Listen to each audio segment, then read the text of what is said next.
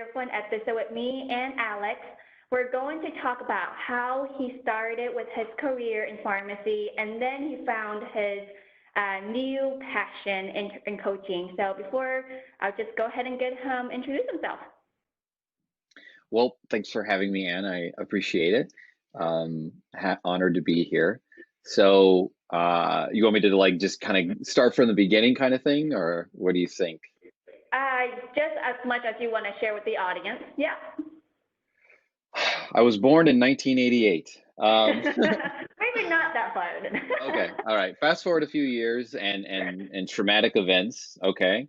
I decided to go into pharmacy because I was good at math and science, and I didn't want to be a doctor because I didn't want to touch blood, butts, or guts. So pharmacy was like, I don't know, kind of a slam dunk kind of idea. I didn't know much about it, and as I got into it, I definitely wasn't very engaged with it until my final year of school when I was like, oh my gosh, I really don't want to work for a chain because I worked for one of them for maybe 2 years and freaked out and worked way too hard to get one residency interview, my only one ever, and I did get that residency. It was in ambulatory care and community in academia, and then I transitioned into an ambulatory care role at the Veteran Affairs. And all wasn't right in the world. I really had a hard time in the work environment. I had to deal with a bully, and I had a hard time adjusting to just work dynamics. I think a lot of people do when they first get started, but I really struggled and I quickly became burned out. I was really disengaged with my work. I would come home and I remember trying to tell Megan to just like give me a few hours of alone time so that I don't have to like do anything with the family. And those few hours like became sometimes the whole night. Um, I was really embarrassed to feel that way. I was really like, I didn't tell anyone in pharmacy what I was doing because I was honestly just kind of ashamed. I felt like a failure of a pharmacist. I felt like I wasted so many years like learning all this stuff, and I'm not even doing like what I thought I would be doing. Um, Hmm. and Along the way, I kind of poured my creative energy and passions into creating businesses. They're known now to like our generation side hustles, and I went side hustle crazy. I did anything and everything from selling strollers on eBay to getting into fulfillment by Amazon. And I did marketing and website development and podcast development. I mean, I was all over the place.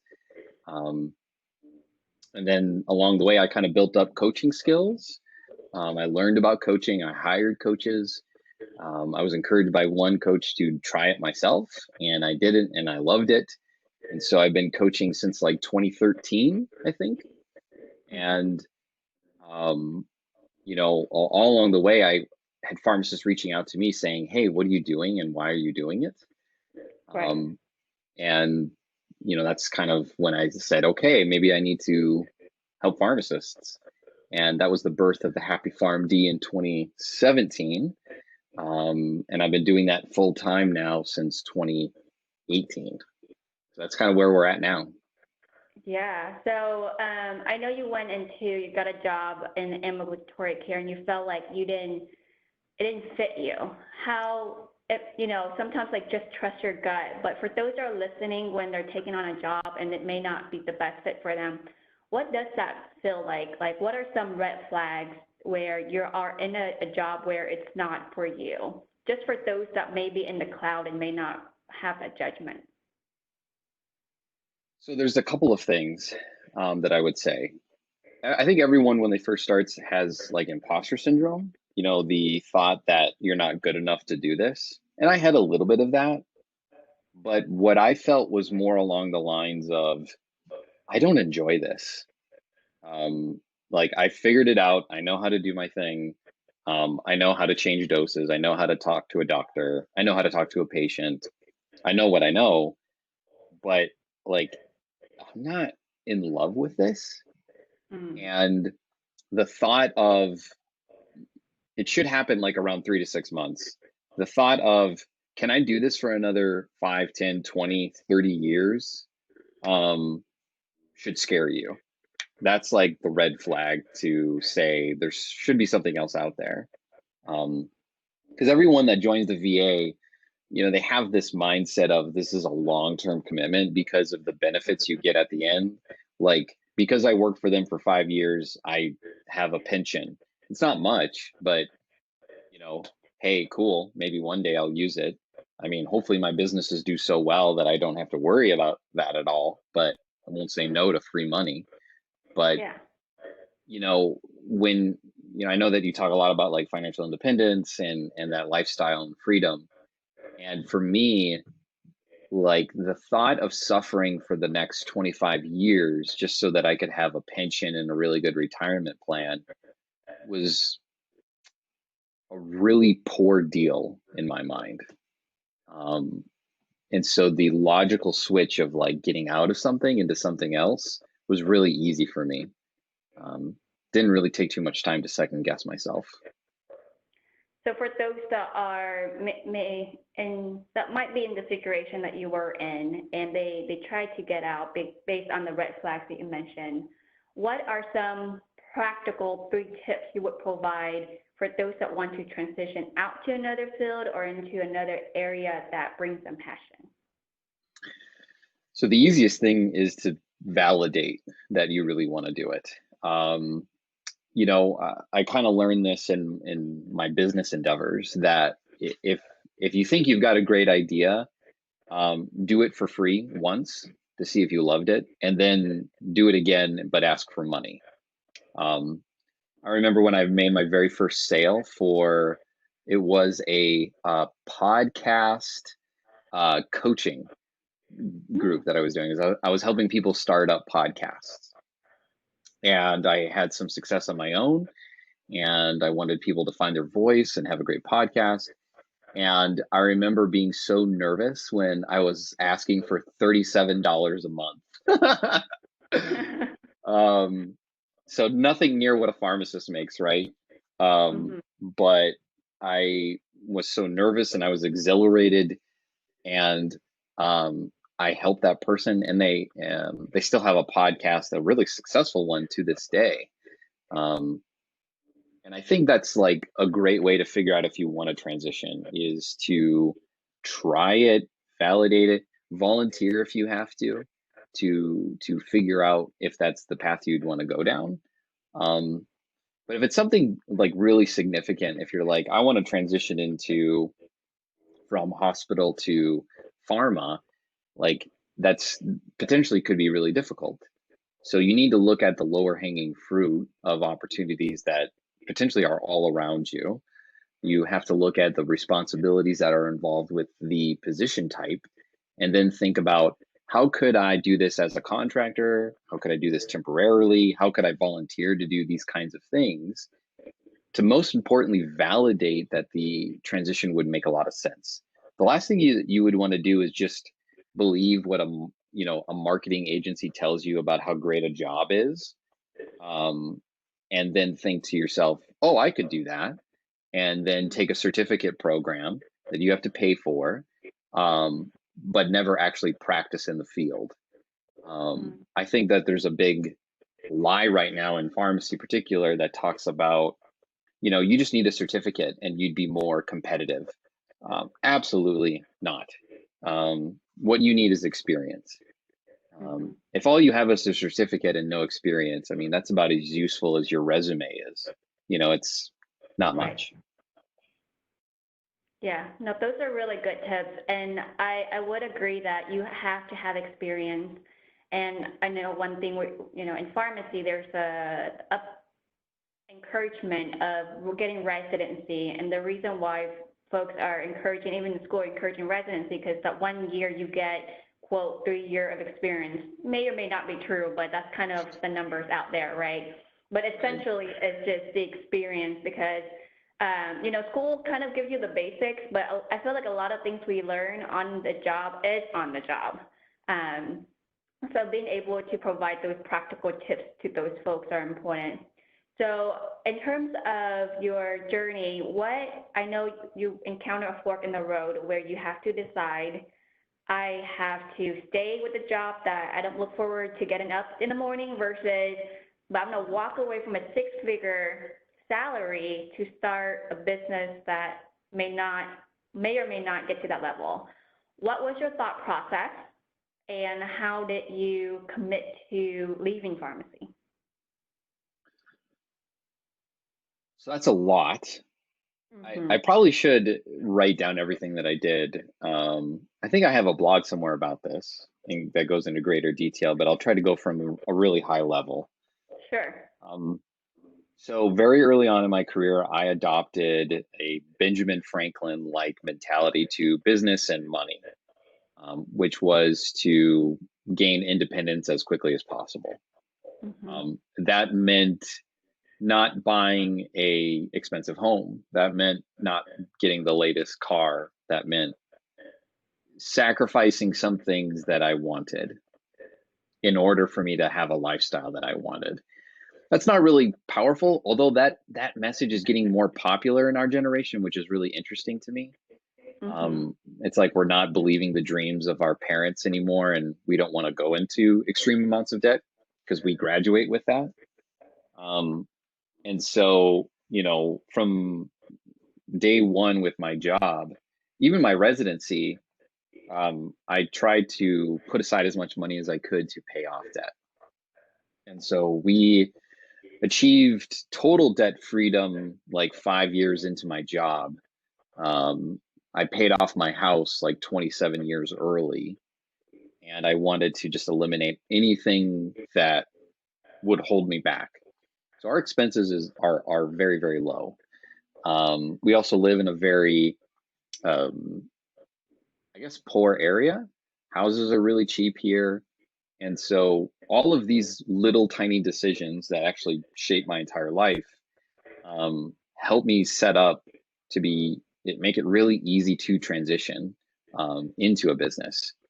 And I chose the business model of doing things virtually so that I didn't have to like be in one place. Mm-hmm. Albeit that like I could probably be more successful if I was in LA or New York, you know, I probably could network a lot easier. But the truth of the matter is like lifestyle's more important to me than success, I guess. Mm-hmm. So the financial aspect was huge. And once I made a really important decision in 2016. I had been hustling on the side for like 3, 4 years, and I was making money and I was paying off my debt. Um, but I felt like I should be farther than where I am. I made really good friends that were entrepreneurs, and all of them had left their jobs at this point. Mm-hmm. And so I was looking at myself and thinking, like, what am I doing wrong? Um, because all of them are doing the same things that I'm doing. And that's when I made the conscious decision to focus on one thing and give it everything I had, which was the Happy PharmD.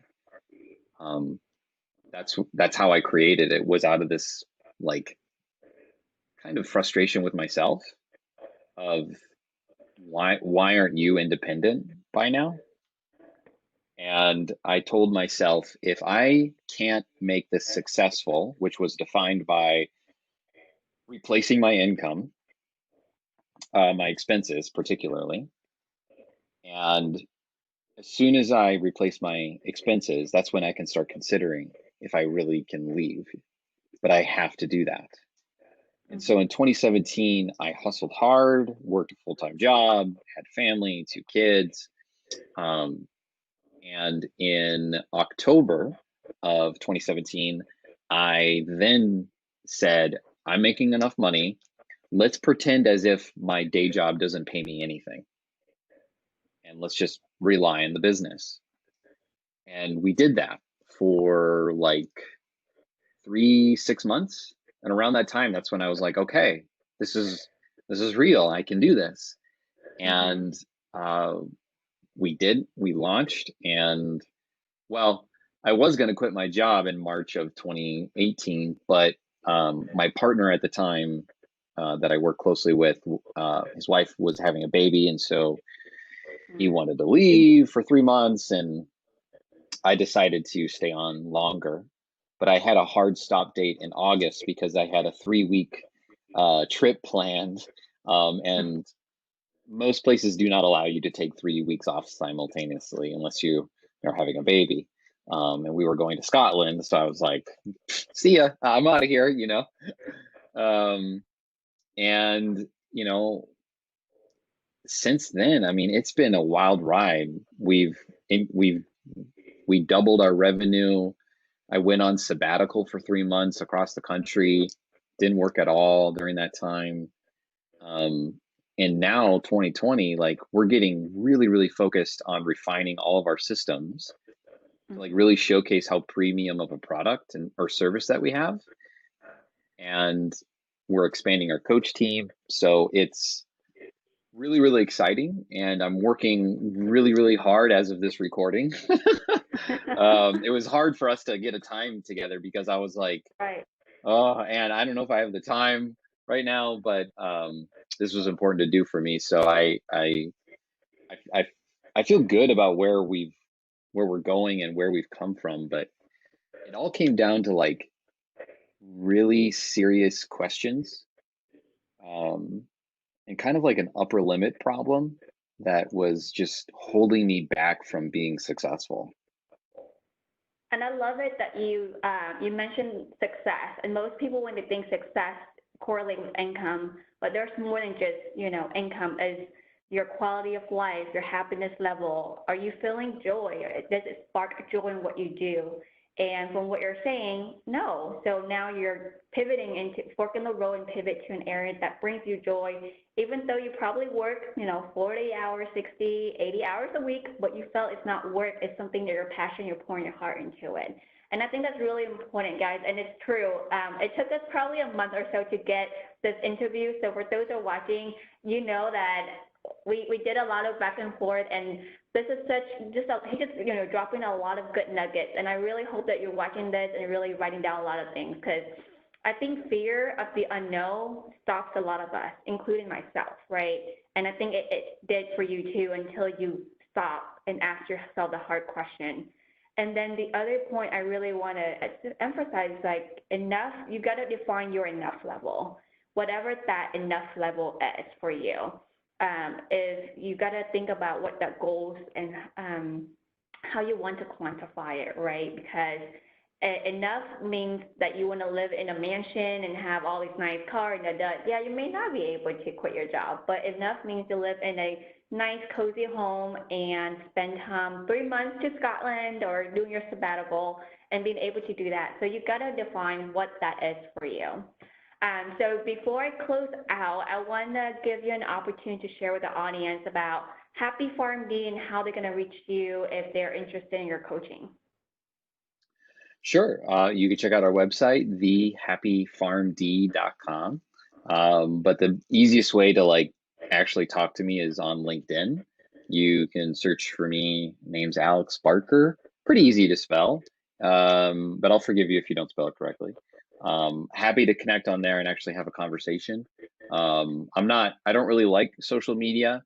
I don't like constantly checking and responding to things, but I'm pretty active in the messages because I know that I'm actually talking with another person. So send me a connection request, say hi, and more than happy to chat. Awesome. Well, guys, I hope you find a lot of good information about that, because I feel like a lot of us may be in our little fork in the road and got to make a decision when to step one way or another. So I hope you get inspired by Alex, his story, and really check him out. And that's how we connect, actually, is on LinkedIn, and we just connect back and forth, and then here we are. So long story short, so, show your love and join the community just really by subscribing and like the videos, and let me know what other topics you want to hear. I really want you to stay engaged and connect. So until next time, my warriors, take care.